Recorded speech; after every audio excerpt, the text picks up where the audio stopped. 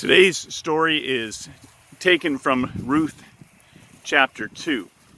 In yesterday's story, we have two widows, Naomi, who is an older woman, and her younger daughter-in-law, Ruth, returning home from Moab because they had heard that there is now grain again being grown in their hometown of Bethlehem.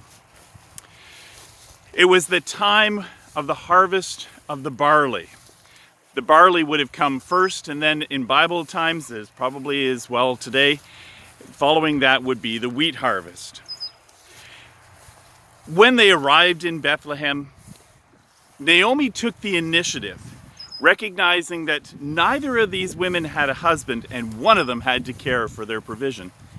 So Ruth said to her mother-in-law Naomi, "Let me go glean in the fields behind the harvesters of the barley crop." Now, gleaning was something that was enshrined within the Levitical law. Gleaners were to be encouraged and provided for because of their state of poverty. God allowed and encouraged farmers to allow those who are poor to glean the fields after the harvesters had picked up their crop. And they weren't supposed to go back over the crop. They were to allow the poor to be able to feed themselves by picking up all that was remaining. So in this field, I know the stories about barley, but this is actually a wheat field. And Farmer Dan, who I was talking to yesterday, he told me that the average person wouldn't know the difference between barley and wheat, especially at this stage. So let's take a look at it. So we have here wheat that is growing, and it's growing on the top of what it looks like a tall grass. And this grain would be harvested, and they separate it from the grass and separate it from all that holds it in until you get a little kernel. And then that is ground into wheat. That is ground into flour. So Ruth went gleaning in the fields of a man named Boaz. We're told that Boaz was a kinsman redeemer. That means he was a near relative of Naomi. Actually, he was a relative of Naomi's dead husband. So she came to a field and it belonged to Boaz. Ruth then asked permission from the foreman to glean through the fields, and she began to do that, and she began to pick up grain. Boaz noticed Ruth working hard in the field, and Boaz asked one of his workers, "Who is that young woman?" And the man, the foreman of the field, said, "Oh, that's Ruth. That's the daughter-in-law of Naomi, who has just returned from Moab.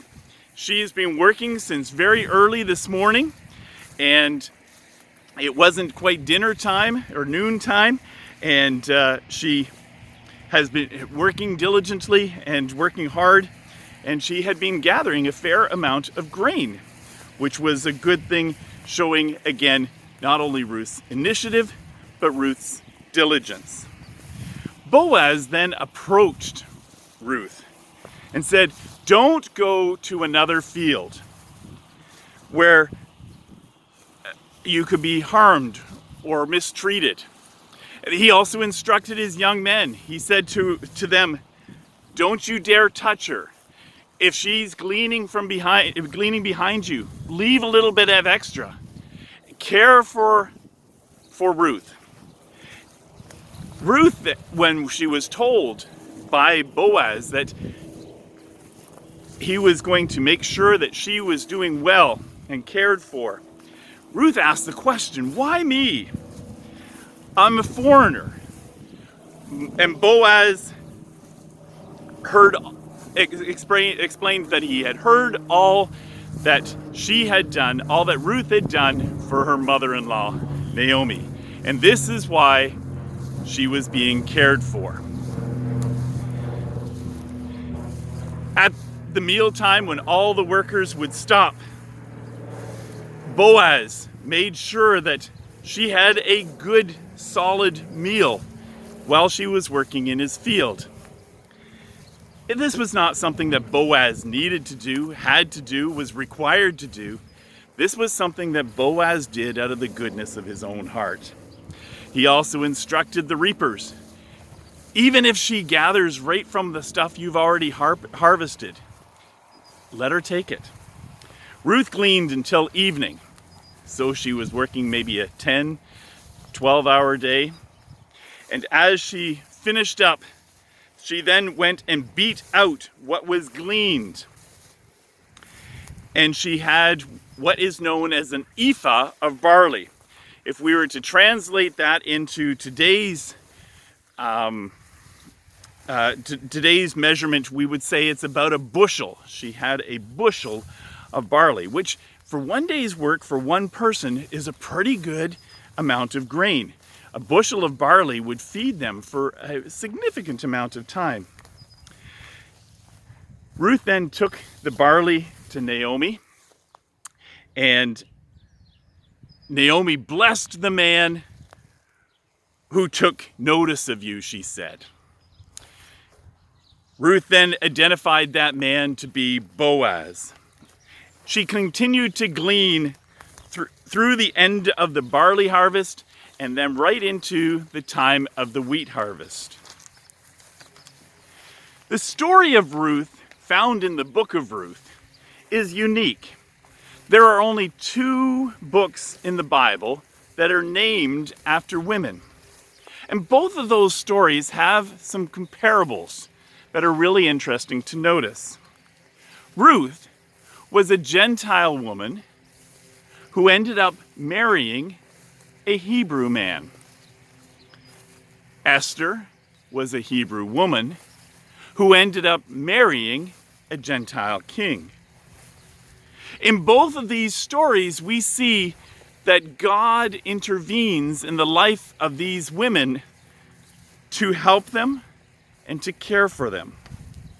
In both of these stories, in the story of Ruth in particular, because that's the one we're looking at today, we see that God provides for everything that Ruth and Naomi need. We see God's providence. When Ruth and Naomi were overcome with grief, God cared and provided. We see God's provision. We see God's providence. We see God caring for the needs that they had. When Ruth had finished the harvest, she had bread. She had a home. And in tomorrow's lesson, we'll see Ruth had one more extremely important thing, and that was hope. She had bread, she had a home, and she had hope. We'll also see another very important thing in tomorrow's lesson, and we'll learn about the word redemption. Keep that in mind for tomorrow. And right now, we'll end today's lesson and I get out of this wheat field without knocking over some of the heads of grain. Have a good day.